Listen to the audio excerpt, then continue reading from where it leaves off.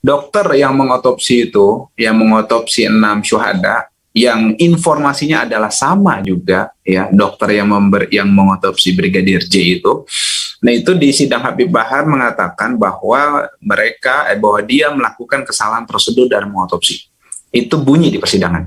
Kemudian ya, itu bisa juga kan jadi tambahan memperkuat yang tadi disampaikan oleh Prof Taufik, ada lagi. Kemudian juga dia juga hanya memeriksa sebab kematian, luka penyebab kematian. Jadi luka lain, ada dugaan penyiksaan apa segala macam, itu mereka nggak periksa. Gitu. Itu 2 poin yang menurut saya bisa jadi tambahan kalau tadi mau mempermasalahkan proses atau prosedur dari penyidikan, ya, atau gelar perkara terkait naiknya proses ini kemudian sampai ke persidangan, itu menurut saya bisa jadi bahan. Kemudian yang saya mau informasikan adalah kasus KM50 ini, dari yang saya tadi jelaskan konstruksinya itu kan, dari keganjilan kejadian jam 1 atau jam 2 pagi, tapi baru diumumkan besoknya, siangnya, gitu kan. Kemudian tidak ada informasi sama sekali ke media, bahkan orang yang merekam itu atau mendokumentasikan kejadian itu diminta untuk menghapus, gitu kan, segala macam. Tadi sudah dijelaskan sama Prof Taufik yang terhormat tadi kan. Nah, itu menurut saya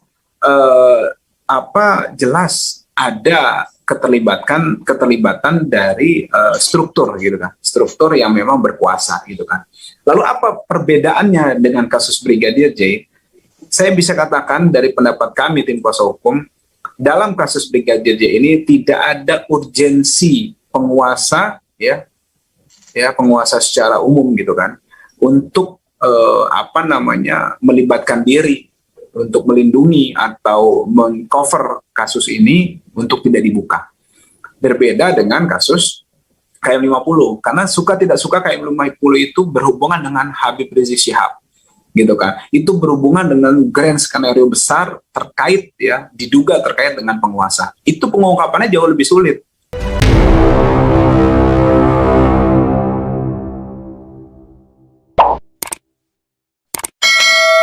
Assalamualaikum warahmatullahi wabarakatuh. Apa kabar? Kembali berjumpa dengan saya Hersun Arif dari Forum News Network. Pernyataan Kapolri Jenderal Polisi Listio Sigit Prabowo di depan Komisi 3 DPR RI bahwa kasus penembakan 6 orang pengawal Habib Rizik Syihab di KM50 itu akan dibuka kembali bila ditemukan novum atau bukti baru terus bergulir. Kuasa hukum 6 orang pengawal FPI itu menyambut baik pernyataan Kapolri. Mereka mendorong pemerintah, khususnya para penegak hukum seperti jaksa dan tentu saja Polri untuk bersikap proaktif. Menurut kuasa hukum dari korban KM50, Aziz Januar, bahwa peristiwa pembunuhan terhadap Brigadir Yosua di rumah mantan Kepala Divisi Propam Polri Verdi Sambo itu banyak sekali kemiripannya dengan yang terjadi di KM50. Apa saja kemiripannya dan apa yang membedakan sehingga kasus yang sama, bahkan dengan jumlah korban yang jatuh lebih besar, namun berakhir berbeda. Kita tahu sekarang ini Verdi Sambo sedang menghadapi ancaman hukuman pidana mati dan sebelumnya bahkan sudah dipecat di dalam sidang kode etik yang dilaksanakan oleh Polri. Nah, itu yang sekarang publik tunggu-tunggu. Kenapa? Karena para tersangka KM50 yang juga pelakunya adalah petugas kepolisian itu divonis bebas oleh pengadilan. Simak penjelasan dari Aziz Januar, kuasa hukum korban KM50 dalam sebuah dialog yang digelar oleh Pusat Kajian dan Analisis Data berikut ini. Dan seperti biasa, dialog ini dipandu oleh Cak Slamet Sugianto. Saya mencoba menangkap bahwa pernyataan Pak Kapolri ini luar biasa, artinya merupakan suatu tanda positif, seperti itu kan. Suatu tanda positif di mana ini harus ditindaklanjut oleh beliau yang pertama, dan juga oleh jajaran di bawahnya, seperti itu. Jadi menurut saya ini adalah sign, ya, merupakan satu start tombol, gitu kan, untuk memulai sesuatu yang memang kita nambah-nambahkan untuk mengungkap sejelas-jelasnya, terang-terangnya kasus KM50, dimulai dari skenarionya, kemudian rekayasa yang ada selama ini untuk menutupi hal tersebut. Karena kalau kita bicara untuk mengungkap maka sesuatu yang menutupi itu harus diungkap dulu, seperti itu. Yang menutupi itu ada apa? Ya selama ini opini, narasi yang beredar sampai ada proses di pengadilan yang beberapa kalangan menganggap sidang dagelan itu menurut saya harus diungkap. Dari situ, kenapa sih Anda menutup-nutupi? Kan begitu kan? Nah, setelah kenapa ditutupi, apa sih latar belakang Anda menutup-nutupi itu dan bagaimana prosesnya ini? Gitu. Bagaimana proses menutup-nutupi ini? Kemudian dilanjutkan dengan tentu saja memberikan sanksi yang tegas kepada seluruh pelakunya, seperti itu. Saya juga sependapat tadi yang dikatakan oleh Mas Ahmad, bagaimana kita bicara soal kejahatan Irjen FS, tapi jangan lupa. Nah, bisa jadi di balik itu ini adalah suatu fenomena gunung es, di mana di bawahnya banyak ternyata yang tidak kalah kejam juga, seperti itu. Kalau tadi Brigadir J hanya 1, ini 6 syuhada, ada 6 loh, 6 nyawa, gitu kan, seperti itu. Dan ini saya mau kasih perspektif juga yang berbeda terkait dengan kalau bicara novum. Mari kita tanya juga deh ke hati nurani kita masing-masing. Sebenarnya ini kewenangan dan kekuasaan ada di tangan Pak Kapolri dan jajarannya, seperti itu. Kenapa? Apa mungkin satu kasus penyerangan pihak kepolisian yang terjadi pada dini hari waktu itu ya, waktu yang kelam itu, kemudian dari menjelang pagi ya, subuh, kemudian jam 7, jam 8 itu nggak ada, di TKP itu nggak ada garis polisi gitu kan. Kemudian kalau yang 2 memang di situ terjadi suatu kejadian gitu kan, harusnya kan nggak langsung dibawa pakai mobil derek, coba di polis lain dulu. Secara prosedur kan begitu. Nah, kita mulai dari prosedur dulu sebenarnya. Kemudian kalau ada mereka mengklaim bahwa 4 syuhada itu merebut senjata, di kilometer berapa? Di mana? Kenapa habis itu langsung dibawa ke RS Polri? Kenapa nggak di situ dulu tunggu tim yang memang kompeten gitu loh? Apa ini yang diduga ada permainan dari Satgasus ini juga gitu loh. Jadi mereka semua ada di situ, ada penyidiknya, ada tim gerak cepatnya, ada ambulannya, semua di situ disiapkan. Gitu. Artinya ini ada polisi dalam polisi lah gitu kan, ada institusi dalam institusi, apa seperti itu gitu kan. Nah, maksud saya ini harus diungkap juga gitu kan. Kalau misalnya kita mengacu kepada prosedur resmi dan memang masuk akal, ini kan udah nggak masuk akal.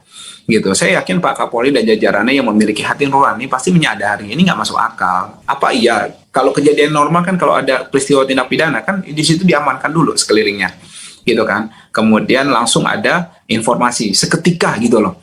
Gitu. Sekarang kan zaman sudah canggih. Masa bisa setelah itu rahasia dulu? Ada apa dari jam 1 pagi, jam 2 pagi itu sampai jam 12 siang itu ada skenario apa di situ? Gitu. Ada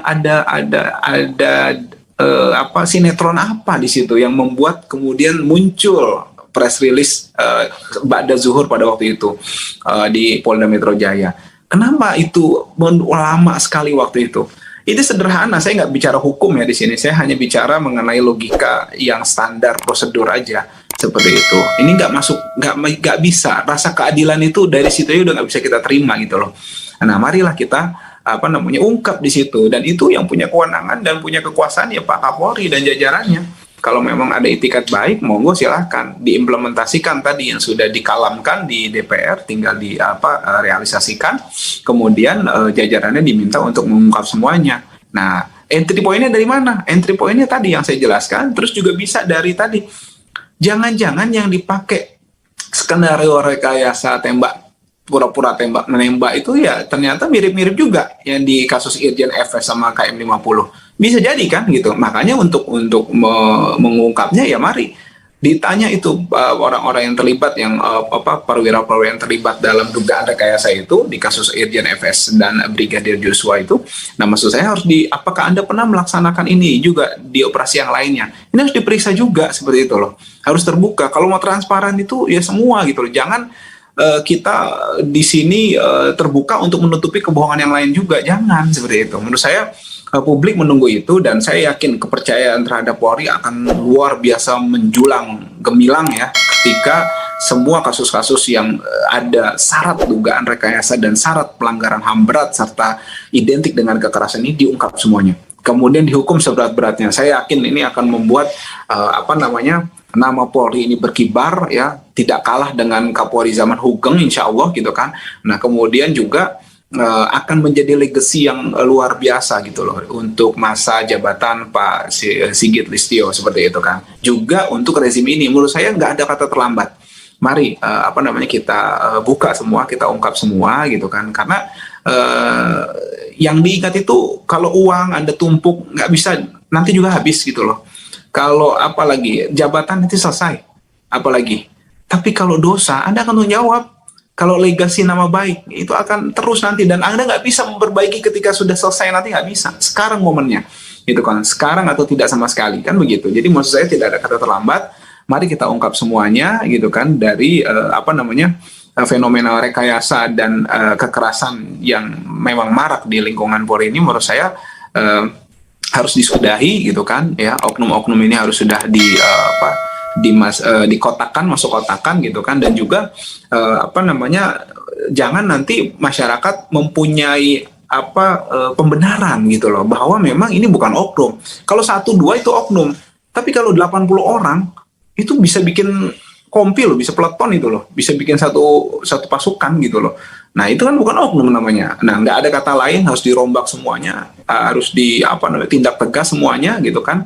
Bukan cuma ditutupi, diselesaikan di belakang, kemudian muncul lagi ini. Ya jangan seperti itu. Nanti malah ini memperburuk ya legacy dan nama baik dari pihak Polri itu sendiri dan Pak Kapolri tentu saja. Makanya ini menurut saya harus dijadikan momentum yang luar biasa untuk mengungkap ini semuanya gitu kan. Toh 6 pengawal itu juga nggak bisa aja langsung jadi hidup lagi kok kalau nanti memang sudah diungkap semuanya gitu kan. Kita cuma butuh transparansi kan, itu kan salah satu tagline-nya kan presisi itu kan ada transparan juga kan, kalau saya nggak salah kan, gitu kan, ada keterbukaan juga gitu kan, dan itu memang yang didamba oleh masyarakat seperti itu. Jadi menurut saya ini harus segera direalisasikan oleh pihak Polri dan jajarannya. Demikian singkatnya dari saya. Iya, kalau bicara novum atau bukti baru itu bisa dihadirkan Kak, atau kalau kita bicara flashback ke belakang soal catatan mengenai KM50, hal-hal yang sangat krusial, poin-poin yang sangat krusial ketika mencoba melihat Brigadir Joshua itu apa saja sih yang penting di-refresh ke publik dan dikemukakan sebagai bagian yang masih menyisakan pertanyaan seberapa transparansi itu benar-benar dikuak, benar-benar dihadirkan, Bang Aziz Yanuar. Ya, saya ulang lagi bahwa tadi prosedur dalam penanganan kasus pasca kejadian tragedi KM50 itu nggak benar. Itu menurut saya harus diluruskan dulu dan harus didudukan seperti itu kan. Nanti dari situ ada lagi ke belakangnya flashbacknya. Apa itu? Apa surat isinya tadi? Sekarang kalau saya meminjam katanya Irjen FS, kan 2 komandan di atasnya harus bertanggung jawab. Siapa yang mengeluarkan perintah untuk surveillance itu? Kan 2 di atasnya harus tanggung jawab. Harus ikut bertanggung jawab. Nggak bisa, saya nggak tahu, nggak bisa lah. Itu bagian dari struktur komando. Gitu, apa mereka bergerak di luar struktur komando? Kalau memang bergerak di luar struktur komando, ya ditindak, dibuktikan dulu, kemudian ditindak, gitu loh maksud saya. Jadi kita ini kebiasaan di luar struktur. Nah, udah mulai kacau memang belakangan ini saya lihat. Bagaimana institusi lain bisa campur aduk, bisa menekan. Institusi A menekan kejaksaan, institusi A menekan Komham, institusi A menekan pihak kepolisian. Jadi menggunakan tangan-tangan invisible devil invisible hand gitu loh maksud saya. Jadi nggak kelihatan tapi mereka punya power gitu loh. Jangan lupa, saya kasih tahu ya para pihak-pihak yang memang suka pakai instrumen seperti itu. Saya kasih tahu, institusi itu punya struktur. Kalau Anda bergerak di luar struktur, maka ya ketika ada permasalahan di kemudian hari, institusi yang di luar struktur tadi nggak akan mau tanggung jawab. Dan Anda akan akan menuai akibatnya sendiri gitu loh. Dan nggak bisa Anda minta tanggung jawab yang lain, orang Anda nggak ada ininya kok, nggak bergerak di luar struktur kok, nggak sesuai prosedur gitu maksud saya. Jadi hati-hatilah gitu kan, jangan karena ditekan ini, jangan dikit-dikit saya ini dari ini kayaknya punya super power banget gitu loh. Maksud saya institusi-institusi itu harus taat sama aturan di atasnya gitu loh, bukan sama di luar strukturnya. Itu yang saya mau sampaikan sebelum menjawab pertanyaan Pak Cak Slamet tadi. Nah, bagaimana? Ya benar-benar saya udah jelaskan tadi. Yang pertama soal prosedur penanganan pasca tadi, pasca kejadian di KM50. Kemudian jangan lupa kalau soal kemiripan, Ya ada dugaan rekayasa lah. Yang kedua ada dugaan kekerasan. Itu sebenarnya dua yang jadi entry point mirip semua dua-duanya. Dan itu nggak cuma kasus KM50 dan Brigadir J. Yang lainnya juga banyak gitu loh. Coba aja diungkap, banyak kok. Makanya ada salah tangkap, salah tembak, kan begitu-gitu kan. Itu kan semuanya kenapa? Kenapa salah tangkap itu? Kenapa? Karena kan ada dugaan rekayasa yang nggak sesuai sama skenario akhirnya, alhamdulillah kan. Gitu. Dan percuma Anda melakukan itu akan kembali ke diri Anda sendiri. Minimal di akhirat ada tanggung jawabnya itu kayak gitu. Tanggung jawabnya berat gitu kan, seperti itu. Karena ini menyangkut kebebasan orang, menyangkut nyawa orang, menyangkut pihak lain gitu loh. Yang dimana kita itu dosa, kalau kata ulama tuh, kita menghadap Allah dengan satu dosa itu jauh lebih baik 1000 dosa dibanding ada satu dosa kepada sama manusia. Anda berapa kali coba tuh yang suka rekayasa? Coba, Anda tanggung jawab lah itu.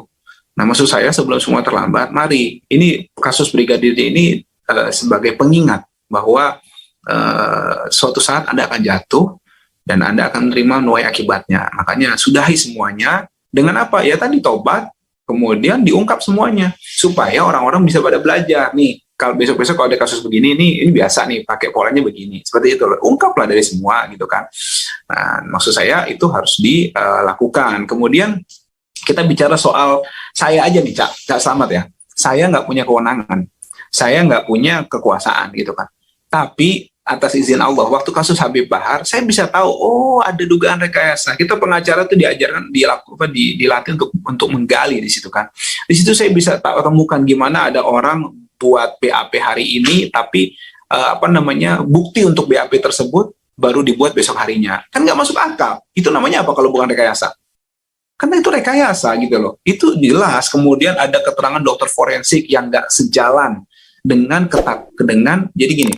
Satu jasad syuhada itu menurut keterangan dokter forensik berbeda sama fakta yang oknum yang melakukan pembunuhan tadi gitu loh, melakukan kekerasan terhadap 6 syuhada tadi. Jadi yang dikemukakan dokter forensik ini faktanya jenazahnya seperti ini, tapi yang dikemukakan oleh pihak kepolisian sesuai dengan vonis gitu kan, oknum pihak kepolisian sesuai dengan vonis KM50 yang Jakarta Selatan itu berbeda.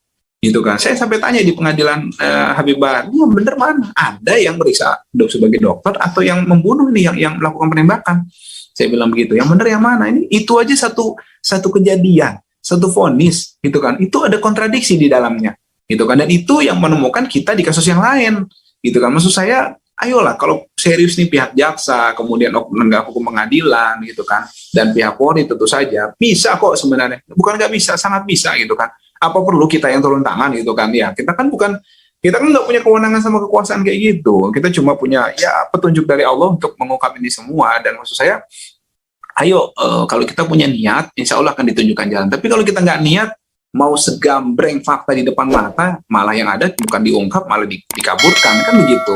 Inna malu biniat, kembali ke niatnya masing-masing lah, seperti itu. Saya yakin mereka juga nggak kalah pintar sama kita kok, itu kan sekolah juga tinggi-tinggi, cerdas-cerdas, cuma kalau kebiasaan pura-pura bodoh, ntar jadi bodoh beneran, maksud saya, jangan kayak gitu kan. Itu kemudian juga pengungkapan itu harus juga disertai dengan konsistensi seperti itu yang nggak kalah penting. Dan tapi sekali lagi balik lagi ke awal, saya percaya dan saya menempatkan posisi yang positif thinking gitu kan, bahwa saya yakin akan ada tindakan lanjutan dari pihak Kapolri seperti itu. Sementara ini seperti itu sikap saya, Cak Slamet. Ya, tadi disampaikan oleh Dr. Muhammad Taufik, sebetulnya sikap proaktif dan inisiatif, terutama juga untuk memberikan pencerahan kepada umat, mengawal proses ini sampai benar-benar KM50 seterang-terangnya dibuka dan bisa merealisasikan keadilan yang didambakan sebagaimana keinginan kita bersama, itu adalah dari kuasa hukum dan keluarga korban. Nah, langkah-langkah yang terutama mendorong agar kepolisian itu bisa menindaklanjuti, kemarin kan sudah Kapolri juga menyampaikan sense-nya seperti itu, agar benar-benar bisa berinisiatif lah begitu sesuai dengan keinginan publik, dan terutama yang pihak terkait termasuk kejaksaan itu juga terdorong. Kira-kira apa yang akan dilakukan Bang Aziz Yanuar agar semuanya bisa memiliki komitmen yang sama, terutama pada masyarakat kita dengan peristiwa, setidaknya 2 peristiwa besar ini, KM50 dan Brigadir Joshua ini, Bang Aziz Yanuar. Baik, sebelum menjawab saya kasih tahu info dulu bahwa sebelum kasus Brigadir J ini mencuat, itu di SIPP, informasi pemeriksaan perkara itu di yang di Mahkamah Agung, itu kasus KM50 itu belum dibentuk majelisnya, itu belum selesai lah, itu belum ada. Tapi ketika kasus Brigadir J ini mencuat, langsung ada loh, boleh dicek tuh, nomor perkaranya ada. Jadi langsung ada, saya juga kaget tuh, kok momentumnya pas gitu loh. Lagi-lagi saya menempatkan di sisi yang positif, karena tadi sudah ada yang pesimis dari Mas Ahmad, maka saya mencoba positif kan gitu kan, bahwa ini adalah upaya untuk membuka gitu kan, membuka tabir semuanya gitu kan, dan kemudian upaya yang positif lah saya melihatnya seperti itu kan, segera supaya ini rekayasa harus disudahi lah seperti itu, karena sudah bukan zamannya lagi rekayasa kemudian pengkaburan kebenaran. Rekayasa ada beberapa macam, Cak. Ada yang nggak ada kasus dibikin kasus, ada yang ada kasus A tapi kaburkan jadi kasus B, ada yang kasus ini ada tapi pelakunya tadinya A jadi B, itu juga rekayasa gitu. Jadi rekayasa bukan cuma sederhana misalnya ada kasus kemudian pelakunya diganti, difitnah gitu, bukan. Itu macam-macam. Ada 3 tadi yang biasa saya jelaskan rekayasa itu. Ada yang nggak ada kasus dibikin kasus, kemudian ada kasus tapi dibikin nggak ada, gitu kan. Itu yang kedua. Kemudian yang ketiga tadi pelakunya diganti-ganti gitu kan, makanya ada salah tangkap, salah tembak kan gitu. Kemudian ada lagi yang kasusnya dirubah tadi, pasalnya dari diubah-ubah, jual beli pasal lah seperti itu. Itu masuk rekayasa juga gitu. Itu 4 hal yang menurut saya harus dihentikan. Itu dosa besar gitu kan, dan juga itu zolim dan akan kembali ke zoliman itu. Dan salah satu dosa yang akan dibalas di dunia insya Allah sebelum di akhirat nanti juga ada balasan luar biasa, adalah kezoliman terhadap orang lain. Itu kemudian tadi yang dikatakan, kalau kami dari tim kuasa hukum itu sebenarnya sudah dari awal kita sudah katakan kita menghendaki ini diproses sesuai Undang-Undang 99 ya, menggunakan mekanisme peradilan HAM sebagaimana diatur di Undang-Undang 26 tahun 2000 itu, Cak. Dan kita tidak akan bergerak dari situ. Kenapa? Karena memang hanya itu yang bisa kita gunakan untuk menyelesaikan hal ini. Itu. Sementara kita tetap konsisten dengan hal tersebut sembari kita menanti perubahan arah angin dari kebijakan penguasa, dan juga kita mendesak ini ke dunia internasional juga. Kita terus tidak akan henti, gitu kan, dibantu dengan tim-tim lain ya, rekan-rekan yang pemerhati HAM internasional lainnya tentu saja. Dan kalau dibilang dari kita gitu kan, sekali lagi kita sudah berbagai usaha daya upaya kita maksimalkan gitu kan. Bahkan dalam waktu dekat kita akan ke Komisi 3 lagi. Jadi upaya kita bukan berhenti, terus jalan. Tapi jangan lupa, Cak, segunung kebenaran itu kalah sama segenggam kekuasaan. Saya punya kebenaran segunung segedung ini misalnya gitu kan. Tapi yang punya kekuasaan cuma punya 1 pulpena itu selesai. Kita nggak punya apa-apa. Gitu loh. Kalau kita bicara di dunia ya, itu kita mau tertibkan ada tempat maksiat gitu kan, kita adu sana adu sini, datangkan massa ya, sumber daya kita keluarkan, sumber energi semua kita keluarkan, tapi Pak Gubernur cukup ambil pulpen, tanda tangan, dicabut, tempatnya selesai. Artinya maksud saya bukannya kita nggak mau untuk effort lebih besar ya, seperti itu, bukan, tapi kan maksud saya yang punya kekuasaan itu loh yang harus. Kurang apa lembaga negara? Coba, Cak, ada Polri, ada Kejaksaan, ada Pengadilan, apalagi ada Komnas HAM, tuh, ada Kompolnas, ada macam-macam lah gitu kan. Udah kebanyakan lembaga menurut saya. Terus seluruh masyarakat juga yang ini. Nah, itu kerjanya apa terus mereka itu, maksud saya? Kalau mau kita dilibatkan ya silakan. Tapi kalau inisiasi dari kita, nanti disangka makar, nanti disangka eigenrechting, kan begitu kan, tindakan main hakim sendiri. Tapi kita tetap usaha antaranya kita audiens ke Komisi 3. Ini bentuk ikhtiar kita juga, menghadiri acara-acara publik gitu kan, kemudian kita ungkapkan beberapa fakta gitu kan, untuk menyadarkan masyarakat, memberikan informasi kepada masyarakat gitu kan, mencerdaskan masyarakat dengan fakta-fakta dan kondisi-kondisi yang ada di pengadilan gitu kan, di pemeriksaan di kepolisian gitu kan. Saya ungkap semuanya apa yang saya mampu gitu. Tapi ya kita akan kalah dengan kekuasaan itu sendiri gitu kan, dan kewenangan mereka yang punya wewenang gitu kan. Makanya saya bilang dari kita sebenarnya tidak bisa maksimal gitu kan. Kenapa? Karena yang punya kewenangan itu yang bisa maksimal seperti itu kan. Mau bagaimana upaya dayanya gitu kan, menurut saya kalau dari top tidak support ya itu akan repot. Itu kita akan menemui kendala, bahkan tidak akan maksimal gitu kan. Adapun kita untuk mendukung hal tersebut, tentu saja kita 24 jam gitu kan siap untuk menempuh upaya-upaya tersebut dan membantu pihak-pihak terkait yang punya wewenang dan punya kekuasaan untuk mengungkap hal tersebut gitu kan. Karena memang ini negara, gunanya negara kan seperti itu. Nah, kalau negara kita juga yang mengungkap gimana? Itu kan juga nggak bertentangan dengan sistem hukum. Demikian, Cak.